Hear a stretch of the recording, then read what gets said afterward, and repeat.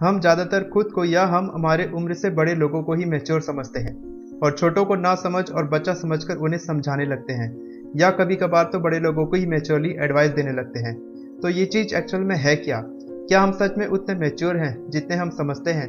क्या हम भी ज़्यादातर लोगों की तरह खुद को मैच्योर समझते हैं लेकिन हमारे एक्शन इमेच्योर होते हैं? इस वीडियो में हम जानेंगे कि मैच्योरिटी असल में होती क्या है और ऐसी क्या खास बातें होती है जिसको देखकर हम किसी को मैच्योर कह सकते हैं, और मैच्योर कैसे बना जाए। बेसिकली मैच्योरिटी का मतलब अपने सोच, अपने इमोशंस, अपने एक्शन पर बैलेंस और कंट्रोल होना होता है। क्लिनिकल साइकोलॉजिस्ट और यूनिवर्सिटी ऑफ टोरंटो के प्रोफेसर जॉर्डन पीटरसन बताते हैं कि हम जितनी ज़्यादा अलग अलग सिचुएशन और प्रॉब्लम्स को एक्सपीरियंस करते हैं, यंग एज में जितनी ज़्यादा रिस्पॉन्सिबिलिटी लेकर खुद को और लाइफ को हैंडल करते हैं, हम उतने ज़्यादा मैच्योर होते हैं और एक पर्पसफुल लाइफ जीते हैं। सबसे पहले जानते हैं कि इमेच्योरिटी साइंस क्या है। इमेच्योर लोग खुद को सबसे ज़्यादा मैच्योर समझते हैं। जो चीज़ या प्रोफेशन ट्रेंड में होता है उसे वो फॉलो करते हैं, बजाय के खुद के टैलेंट को पहचान कर और एक लाइफ गोल फॉलो करने में। बिना सोचे समझे कुछ भी बोल देना, ये सोचे बिना कि किसी को बुरा लग सकता है या वो खुद बेवकूफ़ लग सकते हैं। दूसरों की फीलिंग और दूसरों के इमोशंस के बारे में न सोचना और खुद के बारे में और खुद की फीलिंग के बारे में सोचना। अपने इमोशंस पर कंट्रोल ना होना, अपने आप पर ओवर रिएक्ट करना, सबसे ज़्यादा कूल दिखने का शौक, अपने आप को सबसे ज़्यादा सीरियसली लेना, लोगों की छोटी छोटी बातों से बुरा मान जाना और दिल से लगा लेना, सिर्फ अपनी बात करना बजाय के दूसरों की बात सुनने के, लोगों को फेक प्रॉमिस करना और उन प्रॉमिस को पूरा न करना, अपनी लाइफ को और खुद को दूसरों की लाइफ से कंपेयर करना, जेलस फील करना, किस्मत और लाइफ को कोसना, दूसरों के सामने खुद को परफेक्ट दिखाना और अकेले में खुद को पसंद न करना, अपनी मिस्टेक की रिस्पॉन्सिबिलिटी खुद लेने के बजाय दूसरों को ब्लेम करना, वही मैच्योरिटी साइंस है। लाइफ को एक पर्पस के साथ जीना, मालूम होना कि उन्हें लाइफ में एग्जैक्टली क्या चाहिए और क्या करना है। कुछ भी बोलने से पहले थोड़ा सोचना, दूसरों की फीलिंग और दूसरों के एक्शन को समझना, इमोशनल फूल ना होना बल्कि अपने इमोशंस पर कंट्रोल रखना, चाहे कोई भी सिचुएशन हो काम हो के हैंडल करना, अपने आप को ज़्यादा सीरियसली न लेते हुए लोगों के मजाक में हंसना बिना रेस्पेक्ट गवाए, खुद बोलने से ज़्यादा दूसरों की बात ध्यान से सुनना, कोई वादा जल्दी से न करना और जो कर दिया उसे निभाना, अपने माइंड, हेल्थ, रिलेशंस, प्रोफेशन और नॉलेज को बेहतर बनाते रहना, अपनी और अपनों की रिस्पॉन्सिबिलिटी खुद लेना बजाय किसी और को ब्लेम करने के। दोस्तों, सिर्फ मैच्योरिटी के बारे में जानने से ही हम मैच्योर नहीं बन सकते। तो एक मैच्योर माइंड डेवलप करने के लिए कुछ तरीके अपनाने होंगे। इनमें से पहला है don't think you are mature. जो ज़्यादातर उम्र में बड़े लोग और यंग लोग गलती करते हैं वो है कि वो अपने आप को मैच्योर समझते हैं कि मुझे सामने वाले से ज़्यादा समझ है, और यही कारण है कि रिलेशंस के बीच लड़ाइयाँ और आर्गुमेंट होते रहते हैं।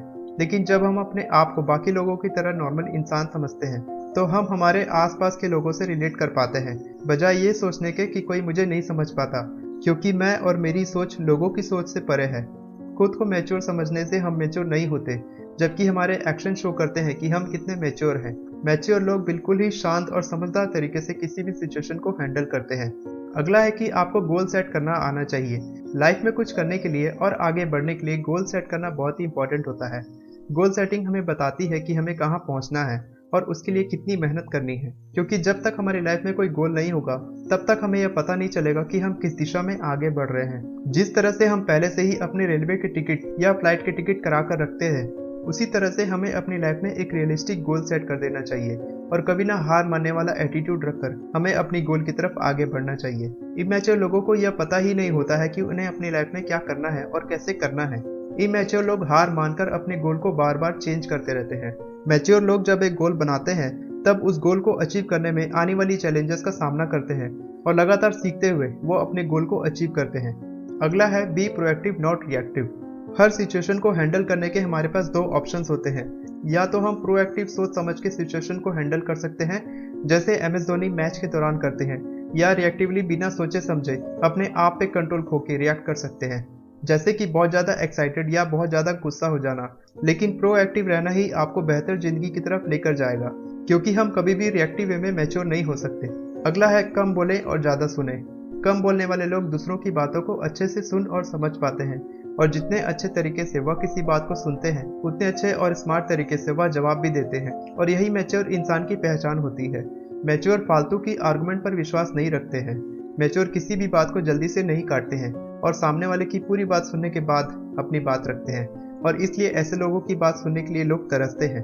दोस्तों, समझदारी इस बात में होती है कि ज़्यादा समझदारी न दिखाई जाए, मैच्योरिटी आती है लाइफ एक्सपीरियंसेस से, और जब मैच्योर लोग किसी बात को समझाते हैं तो वह अपनी लाइफ एक्सपीरियंसेस से उस बात को बता पाते हैं, और वह बात बहुत ही लोगों को पसंद भी आती है।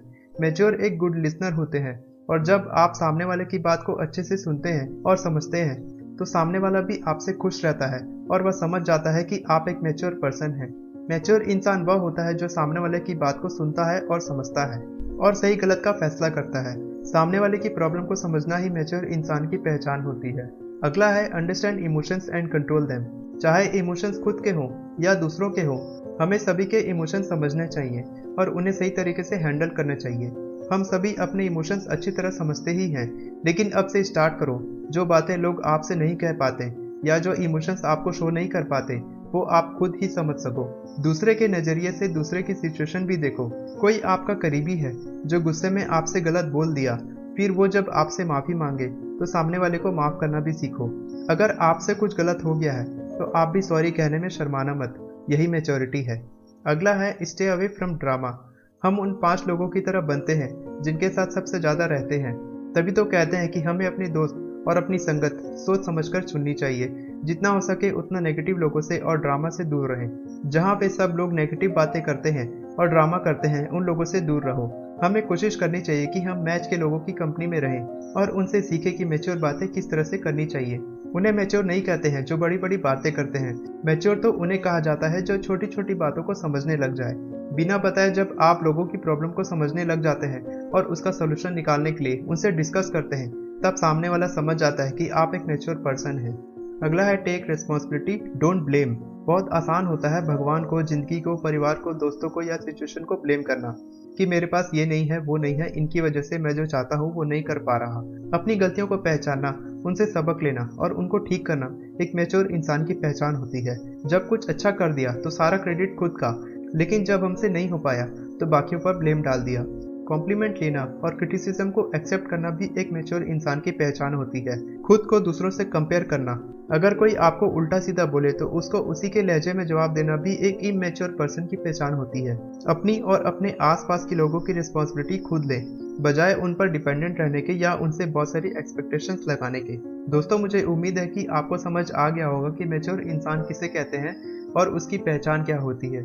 अगर आपको यह वीडियो पसंद आई हो तो इस वीडियो को लाइक करें और मेरे चैनल को सब्सक्राइब करें, क्योंकि मैं इसी तरह की मोटिवेशनल वीडियोस लाते रहता हूँ। आप सब अपना ख्याल रखिए, मैं इसी तरह आपको इंस्पायर करता रहूँगा।